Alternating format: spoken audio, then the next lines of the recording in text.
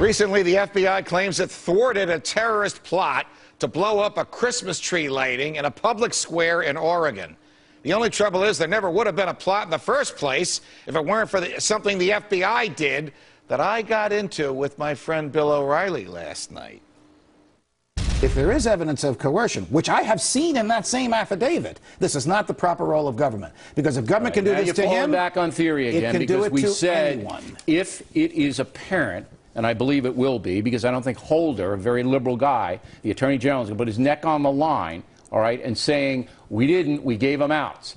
But you still, and I believe you were telling the truth, you still, because you are a stubborn guy, would vote to acquit the man, even if the tape showed he wanted to kill these people, or a child molester wanted to rape the kid. Wanting to do evil is not a crime. But it is a thought. We don't punish thoughts in this country. The Supreme Court has ruled you wrong on it. Because you read half the quote. The rest of the quote is, if the government planted the seed in his mind, he's not If you guilty. are on the...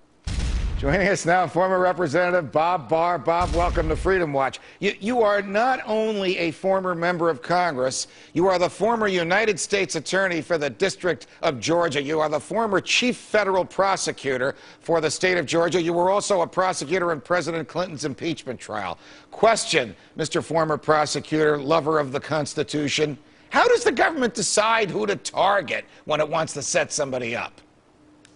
Well, it's a complex issue, but one that the Supreme Court really needs to come to grips with, Judge, which is why I'm delighted that you've raised this very thorny issue, where you have a situation in which the government itself controls basically the entire scenario in which a would-be terrorist or other would-be criminal is operating, and therefore the government is able to prevent any crime from taking place.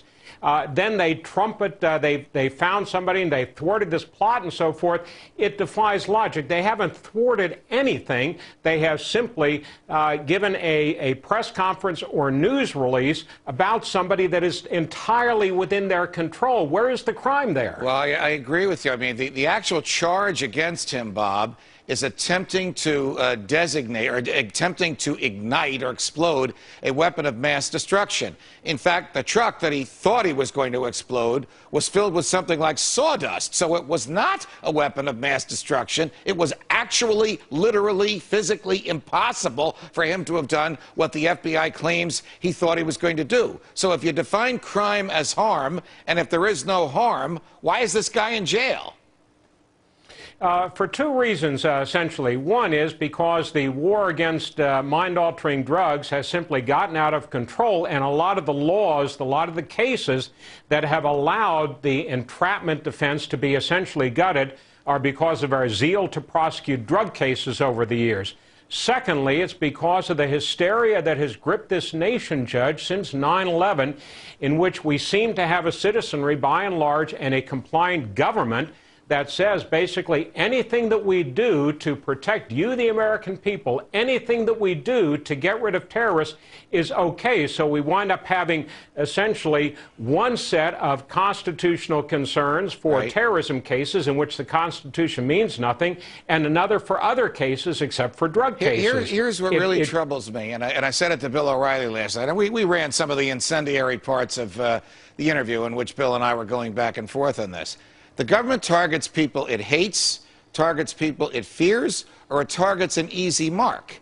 But in all cases, it targets someone who causes no harm. Stated differently, if it could target this guy, it could target Bill O'Reilly or Bob Barr or almost anybody. These targets, the government induces them into their criminal activity over a course of years. It doesn't happen overnight. Why should the government be able to do this? Aren't there better things for the FBI to be doing to protect our freedoms? Actually, there's an awful lot of better things that the FBI and the TSA, for that matter, could be doing than stopping average law-abiding Americans from getting on planes unless they submit to a naked body scan or a very invasive pat-down. There are much better things that the FBI could be doing than essentially targeting Muslim groups. They ought to be working, doing a much better job of gaining foreign intelligence and stopping the real threats to this country, not this sort of stuff that gives them a nice press conference. They could have used this guy as an asset instead of a victim. That's what you're saying. Bob, it's a pleasure. Thanks for joining us. Thank you, Judge. You're welcome.